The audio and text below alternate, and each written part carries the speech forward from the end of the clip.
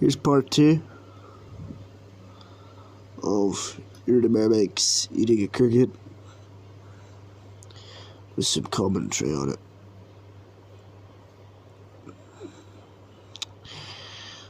Seem to be dragging it out the nest rather than in it to let the larvae feast on it, but that's up to them.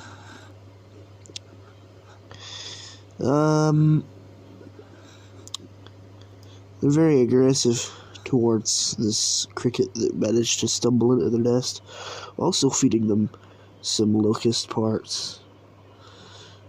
Obviously, it's dead, as you can see, and they're eating it into the head bit of it, and they seem to be enjoying some honey. Well, that one was, until it decided to go away and was like, "Ooh, he's filming, let's just go away and not eat at the moment." But these are fun to watch. Very fun to watch. I bought these last year, I believe. And they've done extraordinarily well.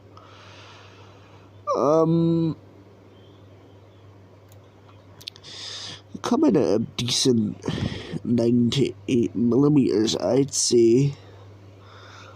The queens are much bigger. There's the queen there.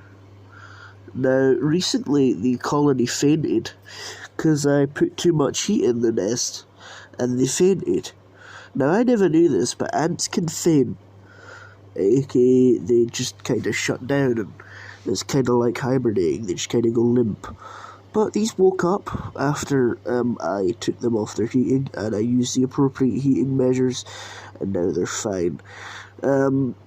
So that was a faulty heat mat or something like that I used, and that's what you get for buying cheap. Buy cheap, get cheap.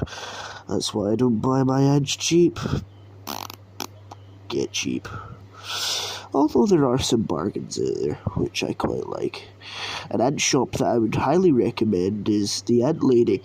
The Ant Lady has got some extraordinary good ants for a fair price, for affordable for everyone, I'd say. I have a few colonies from her, Tracy Thomas, and she is very friendly.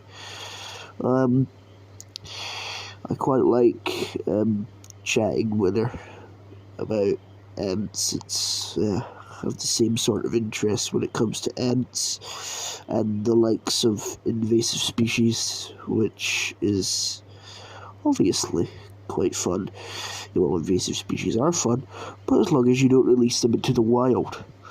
I keep invasive species for study reasons, and I write about them in a little journal which I have, which I do not document on any other platform. I used to go on forums such as the Ant Keeping Forum, but I no longer use it at the moment, as I forgot my login details. But trust me to forget my login details. If we can focus, we can get a nice good look at the queen here. And unlike the rest of them, she doesn't have any iridescence about her.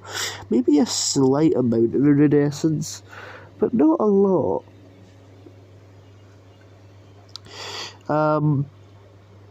But the others do. Let's see. Any of the honey? No. There was a few before I started filming, but oh well. Okay, it seems like they've just kind of not stopped. They've stopped there, but not stopped at the same time. So they're just gonna process it there, I guess, out of the vicinity of the queen. But just amazing ants, really. I'd recommend Iridomyrmex.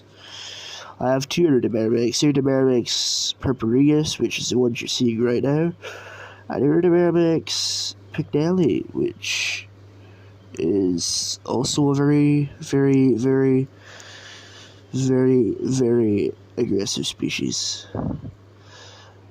Did I mention they're very aggressive? But Iridomyrmex picnelli is much smaller. These are about 4 times the size. These are giants compared to Iridomyrmex picnelli, which is why I like the diversity. Diversity in ants is massive, because you get one of the same genus, like Iridomyrmex, purpureus, and picnelli, and these are giants compared to Iridomyrmex picnelli.